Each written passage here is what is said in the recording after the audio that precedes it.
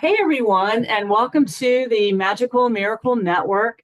My name is Ruth Perkinson, and I'm excited that all of you guys are here with us today. We have 124 subscribers as of today, and as I've said in the past, I didn't think we would get 5 or 10. I'm just elated that we have 124, and we also have a new subscriber from Shannon, Ireland, who'll be with us later this week, actually for an interview. So I'm really excited about her coming in.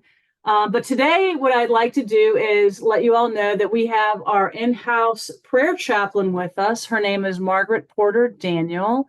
And we're going to have a really interesting chit chat today about her spiritual journey. So Margaret, just say hello to everyone. Hi, everybody. So anyway, thanks for being back on, and Happy New Year to you. Yes, Happy New Year to you too. But I always like what Swami says about the new year. It's every day is a new year. Every day. Yeah, every day is a new beginning, right? Yeah, this next 24 hours that we have, right? The very minute you've got right now, that is your new year. And Yes. it exists eternally. Yeah, I love that. It's like what the Course in Miracles talks about, the holy instant. When we're in the holy instant, that's the eternal now. And we're always just trying to be in that place where we're activating our minds with spirit and being in that holiness, that's who we truly are, is that holy part of us. Yeah, absolutely. Absolutely. Well, today we're going to talk about you for a little bit. We're going to take a little trip down memory lane for a few minutes, maybe 20 minutes, about your own spiritual journey and maybe a few of the golden nuggets that you've had in your experiences along the way to A Course in Miracles, and also to your experience with Satya Sai Baba as well. And so, what I'd like to do, we were just before we hit the record button, we were talking about when you were 16 years old and that experience that you had, which I thought was very fun. So, we could start there if you want, or we can start wherever you'd like. Okay, well, we'll start there. I grew up in Charlottesville. So I'm driving down the main street. I'm 16 years old in my little beat up old car, which I just loved. And all of a sudden, it's like my body just disappeared. And it wasn't a body. It was like I was everything all at one time. I was unified. I was connected with everything. And I ran right into the back of a car. And it was a jolt. And the people in the car, they were a young couple. We got out and they saw, here's this whole 16-year-old going, I don't know what happened. And they said, well, no damage was done. It's okay. And that was really sweet. And I think they just realized I had no clue. I Yeah. was just floating there. Yeah. And yeah. And just So for clarity's sake, we weren't smoking anything or drinking anything, or it was just, no, I'm no. playing with you. No, but I didn't. At that age, all through high school, I never touched a thing. Had no interest in it whatsoever. But and then when I was 19, I went and lived out on the West Coast and went to Evergreen State College and did some classes there over the summer. And when I was there, I had left I left college. I dropped out of William and Mary, and I returned to Charlottesville, got a job, lived in a house with a bunch of hippies, and just trying to figure life out. And I decided I wanted to go and try this college out on the West Coast. So I did. But the roommates that I had when I moved there, and they were two sisters, and they were very just fascinating women. And they had come actually from New Kent, Virginia. They had lived there recently, which was really surprising. And then here we end up in the same place on the other side of the United States. but anyway, she introduced me to this book, Autobiography of a Yogi. And she looked at me and she says, "You are going to like this book." And I did. I fell in love with it. I fell in love with Paramahansa Yogananda. And I found an ashram that was started by one of his direct devotees outside of Nevada City on the Yucca River. And I went there. So every weekend I go down. And there I learned how to meditate and got introduced to a whole another world of how to look at things. And I signed up for Paramahansa's lessons and became a devotee. And excuse me, so into that cough. But in any event, I was taught by this gentleman who'd been a devotee of Paramahansa for 25 years how to meditate. And he sat across from me. And because of his vibration, I was able to reach a very awakened state. I don't know how to describe it, but it was just like it was very euphoric and quite beautiful. It was almost like that experience I had when I was 16, except the difference is that I could make it happen. I could bring it about. Can we stop right there just for a second for people watching this? So had you been a meditator before, or that's just when you learned how to meditate when you got there, and then you're in front of this guru and just the energy was bringing you back to that unified experience? Is that what I'm hearing? Right, but he was a devotee, not a guru. Gotcha. And he worked there at the ashram, and that's what he would do. He would introduce people to the meditation. And of course, I'd never meditated up until that moment, and so he got me started, and that was what he did. Was he gave me a taste, and then from then on, I had to work to get there. And so it took me like 3 or 4 years before I ever reached that state again. But I had to work. I had to study Swami Paramahansa's lessons, master's lessons, and they're very rigorous, very very structured, very revealing to the culture, the Indian culture, in their deep spiritual life, and in the nature and commitment of that spiritual life. And that's what you take on when you study the lessons.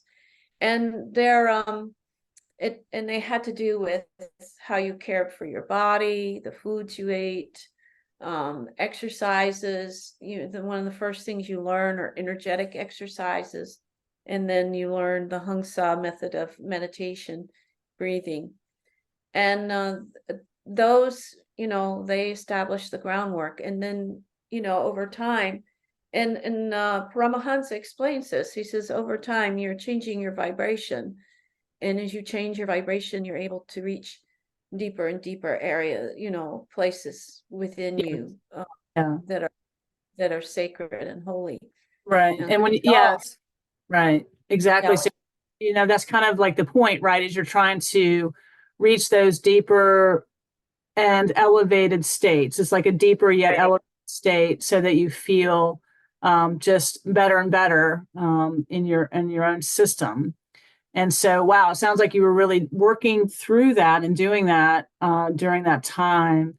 And so that was really, it sounds like to me, that was sort of the stepping stone for how you were going to live the rest of your life. Is that what I'm hearing? Yes, very much so. And it was interesting because they're for real. So, Paramahansa Yogananda, Sri Yukteswar, I was just devoted to them and still am. I just love them. And they were such powerful aesthetics. They were devoted to God in the most profound way. And so I couldn't have been more blessed to have these teachers. And I remember going in to have energy work done by this woman who was trained at the Barbara Brennan School of Energy. And I remember when I walked in the room, she just kind of looked around and she said, "Oh my gosh, you've got some very powerful people with you, very powerful." And I realized that they have been protecting me a long, long time from a lot of different things. And so, yeah. That's My awesome. Well, that's lovely. So tell me, okay, so that's how you got started. So then can we fast forward a little bit to how you eventually got to A Course in Miracles? What was that time frame between you're in your early 20s studying these principles, and then as you're going, you're living a spiritual life, obviously. If you're on this well, channel, you're kind of, well, right? I mean, we're living the spiritual life. sort of not. You I got was veered off wild. track. Yeah, oh yeah, I was wild. I mean, I would, I'd come on, then I'd go off, I'd go back and forth. But I lived life, I went out and lived life and did crazy, crazy things, and a lot of regrets, but also, you gotta live. You gotta Yeah. live. Yeah. And so yeah, so I was about the age of 34 when I received the Kriya initiation. So, lessons that were for 2 years, they took me like almost 10 years to do. But I've always been like, I just do things when I can, and try my best to stay with it. But anyway, so when I received the Kriya initiation, that was really wonderful. And then, that the Kriya stayed, I practiced Kriyas. I became much more spiritual when I became a mother and a wife and had a family, much more spiritual. And in fact, prior to becoming pregnant with my son, I did a cleanse for like 3 or 4 months of the body as well as the mind, before I conceived my child. So, I was very focused on that commitment in my life. And of course, the work I was doing was service work as a teacher. So that was very important. And so then there was some point, I was always curious. I was always trying to learn about new thought or ways of looking at things. And I remember Marianne Williamson became very popular. You remember that? And like everybody was reading her book. And so my mom got her book and was reading it. And then she gave it to me to read. And I thought, oh, wow, this is really cool. This is very, very interesting. So I went and bought the book. I went and got A Course in Miracles. We had in Charlottesville, there was a really good spiritual bookstore. And I found a good copy there, my original copy. And I took one look at it. I said, "You've got to be kidding. There is no way I will read this." Because now and then and this and that, it just was like, oh, that's the Bible. I've always had trouble with the Bible. I mean, I love the New Testament. I'm devoted to the New Testament, but the Old Testament, the whole journey, Yeah. just never, I could never connect with. So I put the book up and went on with life, doing the Kriyas and practicing spiritual life. And I studied healing touch and became a healing touch practitioner, and did a lot of things that were very wonderful experiences. Lots of and all kinds of mystical experiences happened in that work. Yeah. And So basically you're saying, I just want to just clarify a little bit, if I can jump in just for a second. So you had Marianne Williamson's book. Was it A Return to Love that you read? Or yeah, was it, okay, Return to Love. first one. So you get A Course in Miracles, but then because it was a heavy read or difficult, thick language, you just decided to put it on the shelf. Is that what I'm hearing? Yeah, Okay. yeah. And then I was busy training to be a healing touch practitioner. And so I went on with that. And then at some point, it must have been like 5, 6 years later, I was at the bookstore at Unity Upon Air, and literally this book fell out. I just, it just fell out right in front of me. And I don't, it's just one of those weird things. And it said Disappearance of the Universe by Gary Renard. And I thought, well, I guess I'm supposed to read this. And so I got it, and I went home and I could not put it down. It was such a phenomenal read. And it explained everything. The whole course, the whole gist of it, the whole magnificence of it. It explained it all. And I went, holy cow, this is incredible. So I finished the book. I walked over to, and I think I finished it in like a week or two. And I walked over and got the Course in Miracles out, opened it up, and understood every word I read. Wow. That's amazing. In 6 months, I had read the text, and it was like it was imprinted in me. It was so powerful and so beautiful. I mean, I just think about it now and tears come to my eyes, because it's just a Yeah, remarkable. it really is powerful, and it really does help us. I mean, Gary's book, Disappearance of the Universe, is an amazing, kind of really does put the course in a linear framework, because A Course in Miracles, for people that don't know, is a holographic representation of what consciousness is, and then how we can wake up consciousness back to source. And a lot of people do struggle with the course's language because it's written in iambic, Shakespearean iambic pentameter, but it's really represented holographically. And so I think you're right. Reading Gary's book really kind of set that template in your heart and mind, so that when you're able to go to the course, you're able to put all the pieces together. Right. It's just, it's like, it's like the lock and the key. Yeah. And Gary's book was the key that opened the lock, and I was able to access it completely. And the first thing I did realize is I was reading it, that it was holographic. Yeah. That every sentence was the Course in Miracles in completion. Every sentence. So you could read just one sentence and you would have A Course in Miracles. Right. And we can just right now, we'll stop right now and say, this is a beautiful sentence. I am as God created me, which is right out of the course. And it's one that the ego cannot touch. I am as God created me. And it's just, the whole thing is right there. Yeah. Isn't that fun? Yeah. So yeah, that was just a remarkable experience. And then I went to Dan O'Neill's Monday night group, and he's just so remarkable, just such a wonderful man and so dedicated. And that was, going to a group and studying the course with a group was very, very helpful and eye-opening. So that was Yeah. another part. And while we're talking, and getting a little bit, some taste of your spiritual journey, do you have any, we're going to come to a close here in a couple minutes, but do you have any really good recommendations or thoughts that you can give to our listeners about doing the course, what you've learned from the course, and maybe something that might be helpful to them who might be new?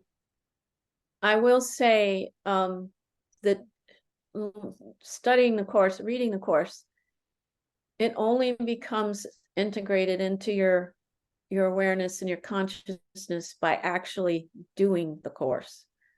In other words, you must practice what it is telling you. So, for example, my husband went through several major automobile accidents. The third one, it was very devastating, and it was unbelievable I know Swami, I know the angels saved his life, in the woman's life, that he that his car forced off the highway. But I went in, and this was the third time I was having to handle this man's head injuries. And I remember looking at him, and the first thing that came to my mind was A Course in Miracles that said, the past does not exist. And when that went through my mind, all the memories of everything that had been through before disappeared. And what I had was this man right in front of me at this moment. And that was all that was necessary. And so that allowed me to have peace. I was able to have peace and to take care of him, because the past didn't exist. It wasn't there. That is, I mean, I'm just going to pause right there in this, because I want to talk more about this as we do our interviews together. But that's an incredible story. It really is that is we're in that zone right now, the first of the year, where he really is telling us the past is nothing. The past is over. And we are just really mentally reviewing that which has already gone by. That's the reason we have these deja vu moments. And when you were looking at him and you had that experience, that really, it sounds to me like, was so helpful, right? It was just like, okay, I'm right here right now, and there's nothing behind me. Is that? Yes, there's nothing behind him either. In other words, there was nothing. And because then there was no room for anger or frustration or sense of loss, because there was no past. It didn't exist. Right. And it allowed me to just love him and move forward, with whatever needed to be done. And the interesting thing is, because he did suffer another head injury, the interesting thing is that when that moment happened, there was peace. Yeah. And the peace entered my husband and brought him to a calmness and a quietness that he had not been able to hold on to from the accident. I mean, he was just such a mess, but it just calmed him down. It Well, just as if me. Yeah, that it's so funny that as you're speaking, the reflection of the light is really coming through your window, and it's making it better. It's keep it there. You're fine. You have to move it. But we're going to probably end on this note, because I think this is a powerful note to end on, because it really feels to me like when you had that thought, because he's really teaching us that our minds are joined. And then you're right in front of your husband. And so your mind is joined with his mind. There is no separation. And you're right there with him. And so when you're having that peaceful, loving thought, you're able to go, it's almost like you were joining with him and you were sharing that thought, and then it brought him up to that thought as well. Does that resonate? Yeah, it did. He immediately calmed down. No word was said. And to go back to the very beginning of this interview, when you're in front of the devotee out in California, it was like being in that energy of that devotee kind of brought you up a level, right, into that unified experience. And so as you've done the work, not only with the yoga work that you've done with Yogananda, and brought you to Satya Sai Baba as well, we'll talk about that in another interview.